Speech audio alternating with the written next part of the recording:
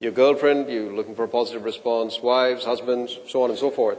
So for me, and I was just looking at that group out there, you know, the three of them in this side, when Mike was showing the example of Massa University and the demand, you know, in Spain, I saw the three of you really jumping up and down for joy. Why is that? I mean, is it because pharmacy is your business and that? So when I saw the response from those ladies, and I think that lady's from Lithuania as well, when Mike was asking about whether anybody knows Lithuanian. So we even have a Lithuanian here. So it's incredible to be able to see. For me, just that one response makes everything worthwhile. And then if you extrapolate this to the worldwide market and the global market, there is so much opportunity out there. So very heartening to see that. And just the technology that we've seen today, very, very delightful. So all of this information creates a lot of data.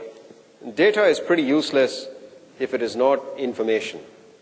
And to help you make sense of all of this data, to help you track what really matters to your business so that you can take actions to sort of, you know, make sure your business is profitable, your advertising is profitable, is somebody who knows a few things about this.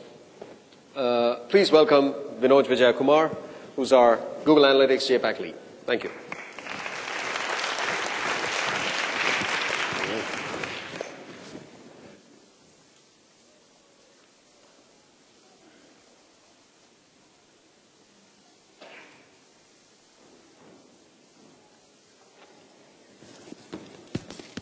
All right, technical difficulties there. So I won't be staying long on stage because, as usual, Dipanjan stole my thunder. And he ran away before I could call him out for it. So pretty much all of today we've been looking at how to discover new markets or new audiences for your website. And how to sort of leverage those advertising channels to drive traffic to your website. The problem then becomes you're taking all this effort to drive people to your site, you're spending money, you're spending time, you're getting lots of content translated. The big question then becomes, is this all actually working? Right? So is this investment worth it? Your bosses are going to ask you, you know, all that budget I gave you, what happened with it? Have we seen an effect? So we have a great tool that allows you to answer these questions and more, and hopefully help you gain or realize better returns of investment. And we call this tool Google Analytics. Like all our other tools, it's free. And the reason we have this tool is really, if you look at Google's mission to organize the world's information and make it universally accessible and useful, it's the same thing with Google Analytics, except all this information has to do with your website and the people who come to your website. So very simple, it's online. I was once asked for the installation disk. I'm sorry, we don't have them anymore. But you can go to google.com/analytics or google.com.my/analytics and sign up straight away. So today what I want to do, really short time on stage because I know I stand between you and the beer, is introduce you to Google Analytics and take you through 2 case studies on how Google Analytics has been used for export purposes. So we'll look at Google Store and Swissotel as some of our examples. So if you think of this little gray box in the middle here as your website, Google Analytics tracks about 125 pieces of information out of the box. But we can actually classify these 125 pieces of data into 3 sort of easy categories. The first is, how do people actually get to your website? How did they find out about you, and where did they come from? What time of the day did they come from? Where in the world are they? Once they're on your website, how are they actually behaving and engaging with the content, right? So what do they like? What do they don't like? And probably most importantly, what's causing them to leave? When are they leaving? Are they leaving before they buy on your site? Very important things to know. So we take all this information and we categorize it into these reports here. And I like to think of these categories as if you were going to write the story of your website or of your business one day, we could take these components and put them together to create that story for you. So the first thing you need for any story are your characters. So that's our visitors reporting. So these are the people who are visiting your store. Where do they come from? Are they using Safari on Mac, or are they coming on an iPhone or an iPad? These are all the questions these reports can help you answer. Then the next thing is, how did they get to your site? So that's all our traffic sources report. So this shows you all the search engines that they use to get to your site, all the keywords that they use. Did they click on an ad? Did they click on a Facebook post? All those sort of things. Our content reports are really all about answering the what, right? When they came to your site, what did they eventually do, right? So any book, you can have characters, but if there's no action, it's very boring. So we can find out what did they do on your site, what did they like, where did they spend a lot of time on, and probably as important, what did they not like, and what sort of turned them off. And then we have goals and e-commerce tracking. So this really answers the question of, why does your site exist? And does your site help meet these objectives? So if you're selling, for example, we can track those sales and tie it back to the types of visitors who made those purchases. If you're more just about brand awareness, and say you have a video and you want them to play that video, you could track that, and then you could track it back to who are the types of people who would play the video and who are the types of people who wouldn't play the video.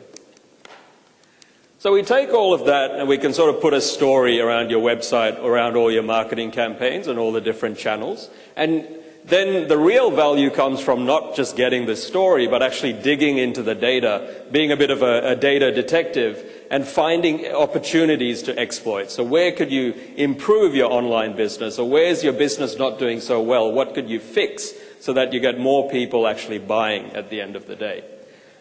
So the first example I want to show you is with our Google Store. So googlestore.com. If you download one of Google's financial reports, you won't find this in the line items. It's not exactly our biggest revenue earner, but people do want to buy YouTube socks and Google Frisbees. So we do have a store for it, and we have a small team who run this store, and they're very interested in seeing it succeed.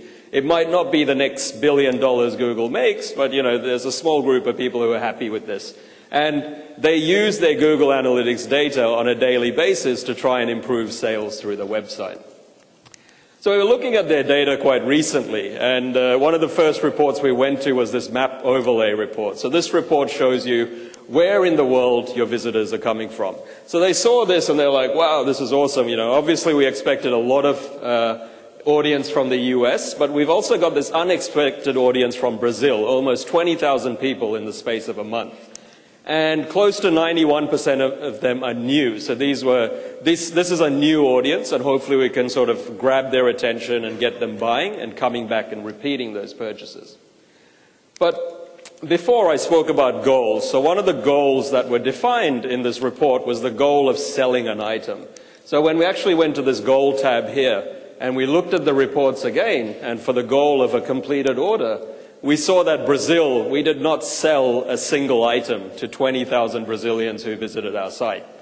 Very, very worrying, right? So for a little group who are running the Google store, they're like, what can we do to make this better? So become detectives, they start to drill into Brazilians' data on their site to find out what is it about them that, they didn't like our content.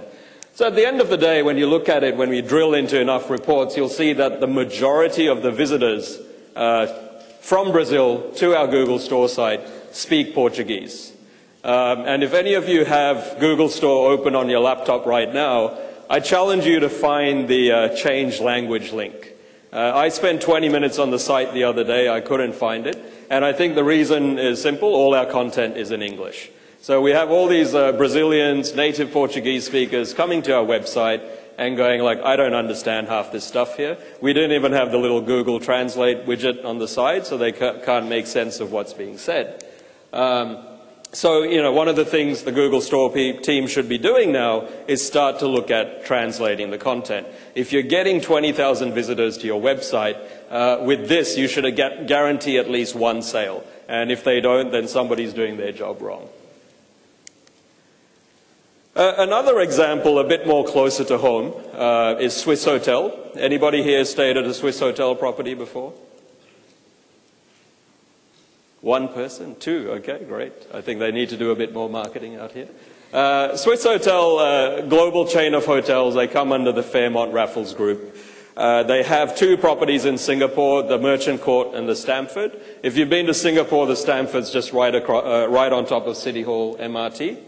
And so they were running this campaign, basically exporting their room out to the US, UK, and Australian visitors. So they wanted to get tourists from these markets. When they come to Singapore, they wanted them booking a room a couple of nights at the Stamford.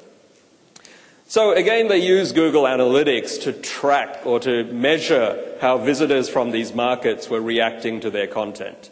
Because Swissotel had e-commerce set up in analytics, they could actually track every dollar of revenue that they sold through the website, and they could attach every dollar to a particular type of visitor.